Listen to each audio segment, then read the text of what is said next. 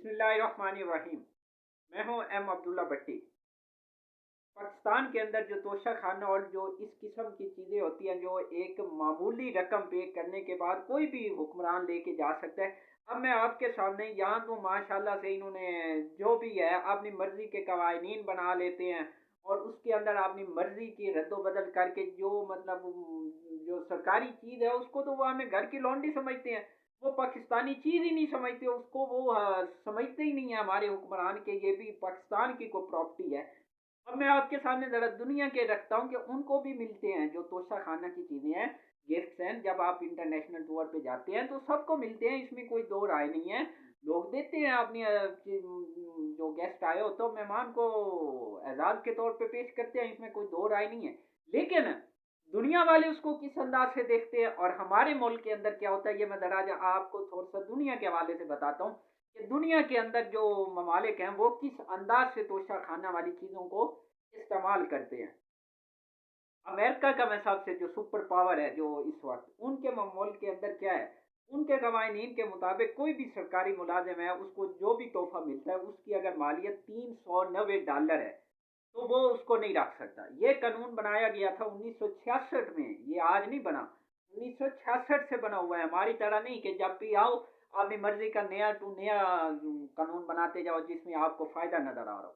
अच्छा, ये कानून 1966 में बना था जब अमरीकी सियासतदानों को कीमती गाड़ियां घोड़े ताइफ में मिलना शुरू हुए और इस रकम से ज्यादा मालियत के तोहफे अमरीकी स्टेट डिपार्टमेंट अपने पास या फिर अजायब घरों में नुमाइश के लिए रखता है। यानी कि अगर आपने $390 से जायद की चीज़ है वो नहीं ले सकते। तोशा खाना से आप $390 की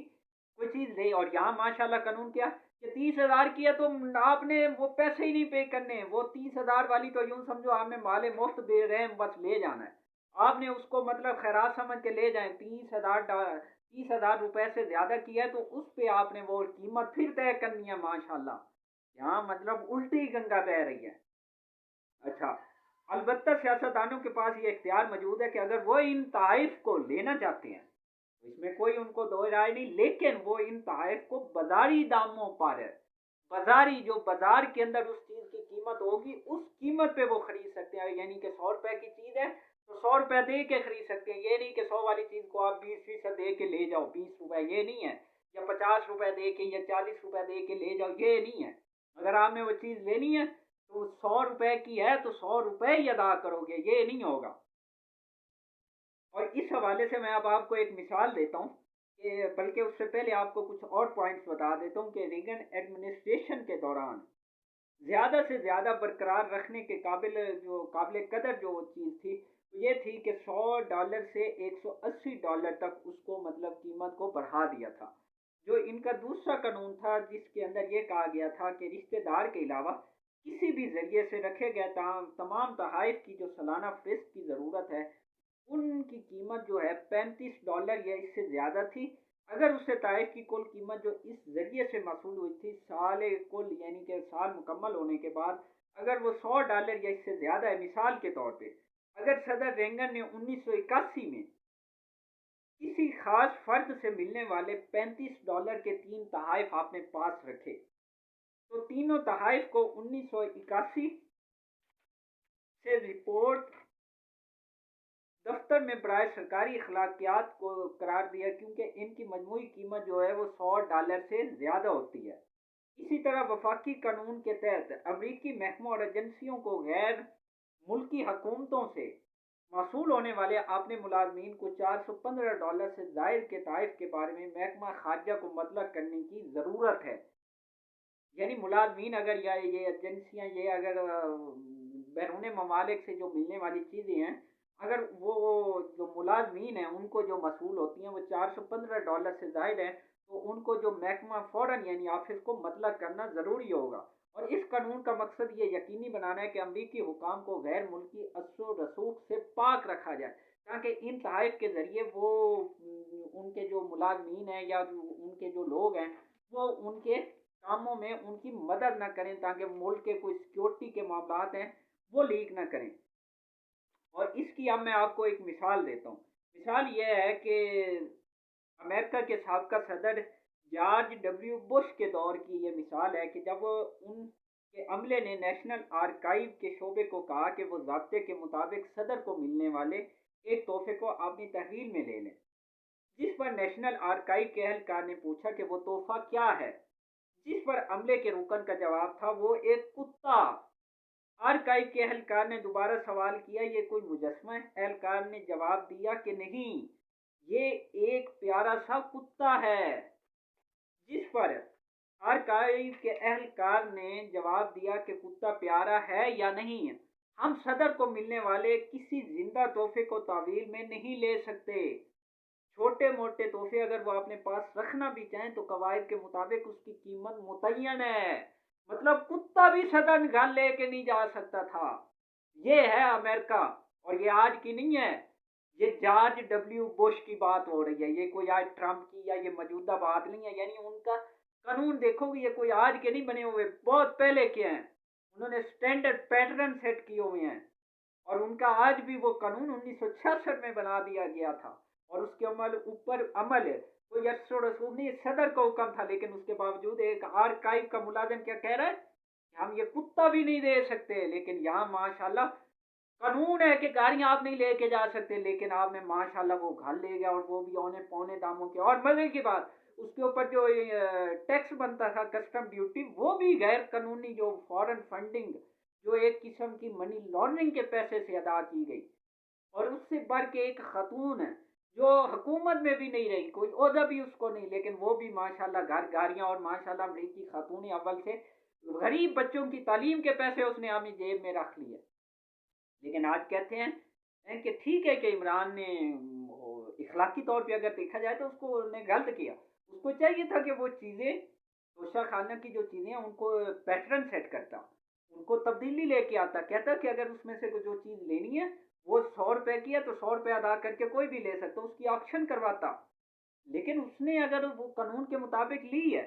تو اس میں کوئی دو رائے نہیں ہے۔ ہاں اخلاقی طور پہ آپ بات کر سکتے ہو کہ اس آدمی نے وہ جو چیز ہے، ایز اے وزیر اعظم اس کو اخلاقی طور پہ یہ چیز کرنی چاہیے، کیا ایک 100 روپے کی چیز کو قانون ہے، بھلے قانون موجود ہے، اس قانون کے مطابق آپ نے لیا، لیکن پھر بھی کیا آپ اس قانون کو تبدیل نہیں کر سکتے تھے؟ اس قانون کو بجائے آپ 20 سے 50 لے کے آئے، اس کو 100 پہ نہیں لے کے جا سکتے تھے؟ کیا وہ جو چیز جس نے بھی خریدنی تھی یا بیچنی تھی وہ کیا غریب آدمی ہے جو آج حکومت کے اندر موجود ہے؟ یہ آپ اخلاق کی بات کر سکتے ہو، لیکن اس کا آپ کمپیریزن نہیں کر سکتے نا، یہ مطلب نون لیگ یا پی پی کے توشہ خانوں سے۔ وہاں تو ماشاءاللہ 50 روپے کے آپ نے کلیل گھر لے کے چلے گئے، اور 815 روپے اور چند کا جو رات کو ایک پروگرام والے بتا رہے تھے نواز شریف نے توشہ خانہ سے جو 75 طائف لیے ہیں، ان کی ٹوٹل جو قیمت ادا کی ہے وہ 14 لاکھ ساری ہے۔ 14 لاکھ کے نواز شریف نے 75 طائف، جس میں گاڑی مرسڈیز BMW، مطلب وہ بھی بلیٹ پروف، اور وہ ماشاءاللہ ٹوٹل جو اس ٹائپ کی چیزیں ہیں ٹوٹل کتنے 14 لاکھ کی لے کے گھر چلے گئے مصروف۔ یہ تو ہمارے یہاں حالات ہیں، لیکن دنیا کو دیکھا ہے جو ترقی یافتہ ملک ہے۔ ابھی آپ برطانیہ کا میں بتا دیتا ہوں، برطانیہ کے اندر یہ ہے کہ اپنی جو تاریخ شدہ ان کی register of members financial interest report ہے، اس کے مطابق وزیر اعظم سمیت تمام عہدیداروں کی تمام آمدنی، ادائیگیاں، تحائف، فوائد، جائیدادوں، زمینوں اور غیر ملکی سفروں کا اعلان کیا ہے، جس میں یہ کہا گیا ہے کہ سرکاری رپورٹ کو ماہانہ بنیادوں پر اپ ڈیٹ کیا جائے گا، یعنی ہر ماہ ان کو اپنی جو اراکین پارلیمنٹ ہیں وہ اپنے جو پورا ان کا سیٹ اپ ہے اس کے حوالے سے آگاہ کریں گے۔ برطانیہ کے علاوہ سیکنڈینین ممالک کے حکام اور حکومتی نمائندے، جنہیں پاکستان کے حکمران جماعت PTI اور وزیر اعظم عمران خان نے مثالی بنایا ہے، بھی سالانہ یا ماہانہ بیرونی ممالک کی طرف سے ہر تحفہ یا مہمان نوازی کے اقدامات کا عوامی اعلان کرتے ہیں، جس میں یہ کہا گیا ہے کہ برطانیہ کے وزیر اعظم بورس جانسن نے خاص طور پہ 20 ستمبر کو شائع ہونے والی تازہ ترین ارکان کے مالیاتی مفادات کے رجسٹرڈ میں 3 نئی جائیدادوں کی ملکیت کا اعلان کیا، ایک عطیہ تنخواہ کے طور پہ موصول ہونے والی 2 ادائیگیاں، اور کتابوں سے رائلٹی کے طور پہ کمائی گئی 6,000 یورو سے زیادہ کی رقم، اس کو دیے گئے تحائف کے علاوہ لکھا ہے۔ اب سویڈن کا ذرا دیکھیں، سویڈن میں سرکاری دفاتر اور اہلکاروں کے لیے تازہ ترین رہنما خطوط جو ان کے نئے یعنی قوانین ہیں وہ یہ ہیں 300 से 400 स्वीडिश क्रोनर के मसावी कीमत के तहफ़, जो उनका वो पॉइंट होगा, कोई चीज़ होगी, उसके मसावी कीमत के तहफ़ वसूल करने वाले एहलकार को नहीं रखना चाहिए। अगर उनका वो मतलब 300 से 400 स्वीडिश क्रोनर हैं, यानी उनकी करेंसी है, तो उसके मसावी अगर कोई तोहफा है तो वो एहलकार नहीं रखना चाहते। उनको वो वजारत के सरकारी तहफ़ के ज़ख़ीरे में देना चाहिए, जो उनका मतलब कि तोशा खाना है उसके अंदर जमा होना चाहिए। अच्छा जी, अब स्विट्ज़रलैंड आ जाएं। स्विट्ज़रलैंड में तमाम सरकारी मुलाजमीन दुनिया भर से उनको दिए गए तहफ़ का ऐलान और जमा कराने के पाबंद है, जो इनके नेशनल म्यूजियम में रखे गए हैं, यानी कि वो अपने पास रख ही नहीं सकते। स्विट्ज़रलैंड में तो उन्होंने मतलब बिल्कुल ही बंद कर दिया। अच्छा, बरतानिया की पॉलिसी में वाज़ेह है कि अपने मफादात के साथ साथ अरकान पार्लियामेंट को शराकतदारों और जायदाद के अरकान के साथ साथ पार्लियामेंट को शराकतदारों और ख़ानदान के अरकान के मफाद का ऐलान करने की ज़रूरत पड़ सकती है, जो रजिस्टर में ज़ाहिर नहीं होते। इन्हीं मफादात का भी ऐलान करने की ज़रूरत पड़ सकती है, जो अभी तक मुकम्मल नहीं हुए, लेकिन मुस्तकबिल में इनके पैदा होने की तवक्को है। एक बार फिर अरकान के तर्ज अमल से मुतालिक कवायद की रहनुमाई में कवायद वज़ा किए गए हैं। अगर इस बात का सबूत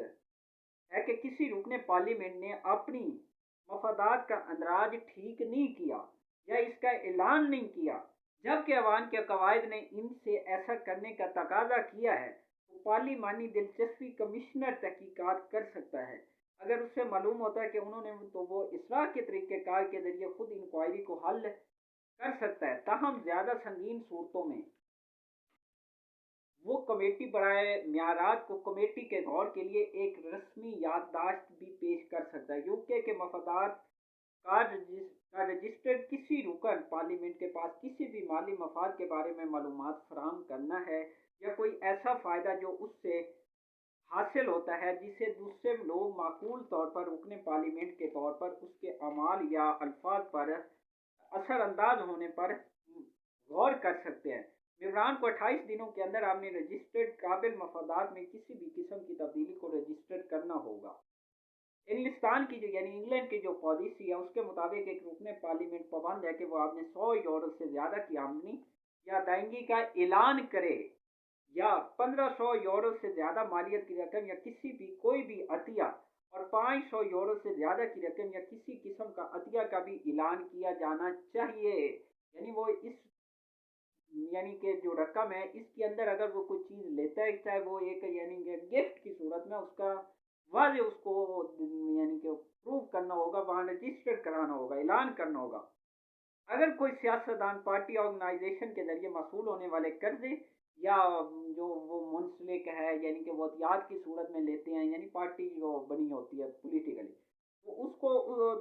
300 यूरो से ज़्यादा की कीमत किसी भी तायफ फवायद और मेहमान नवाजी का ऐलान अरकान के ज़रिए करना चाहिए। यानी वो भी ऐलान करना होगा 300 यूरो से ज़्यादा की अगर आपको इमदाद मिली है तो। बरतानिया के बाहर बाहर के दौरों का भी इंकशाफ किया जाना चाहिए, जिनकी कीमत 300 यूरो से ज़्यादा है।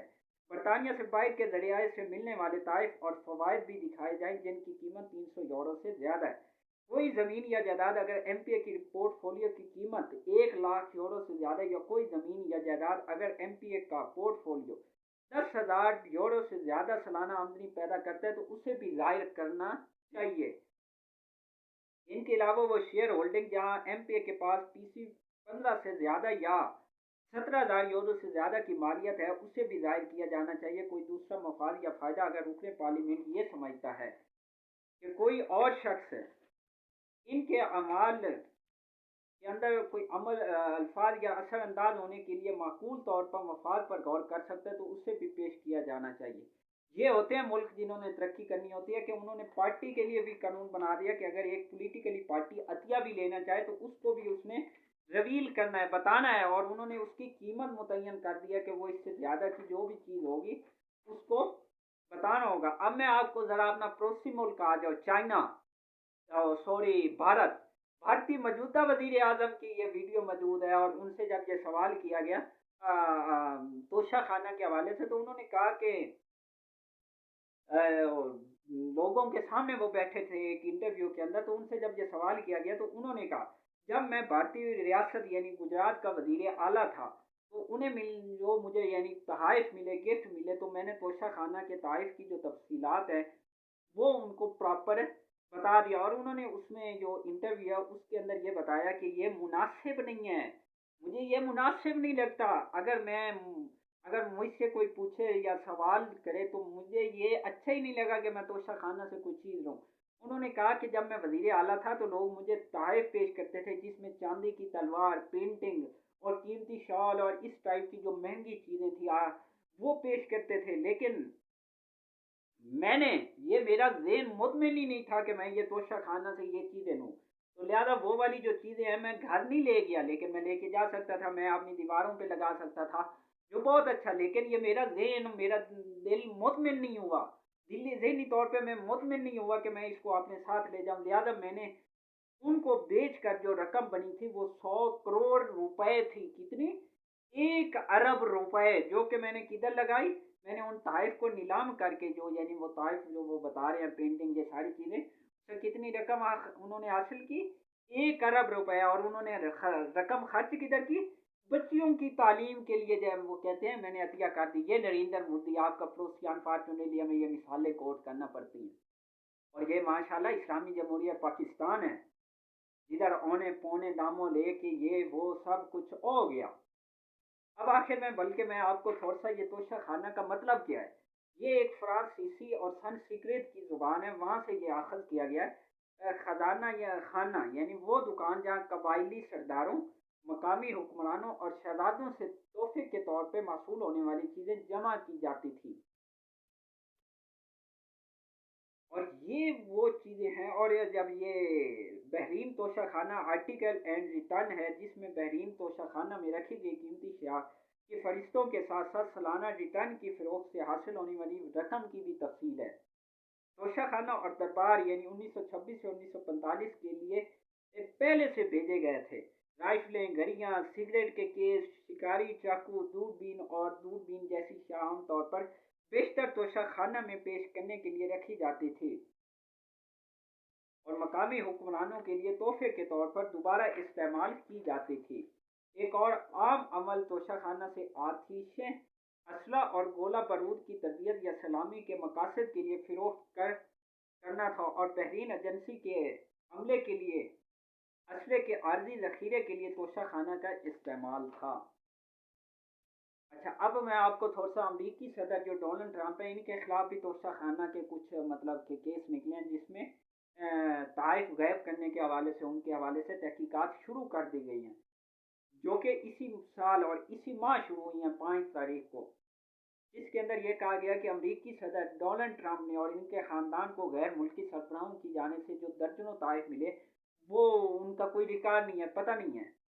لہٰذا اس سلسلے میں عوام نمائندگان کی کمیٹی نے صدارتی تحائف جمع کر کے رکھنے والے ادارے نیشنل آرکائیو سے مدد مانگ لی ہے، اور کانگریشنل تفتیش کاروں نے ان تحائف کی تلاش شروع کر دی۔ رپورٹس کے مطابق سعودی عرب کے بادشاہ سلمان کی جانب سے ٹرمپ کو ملنے والے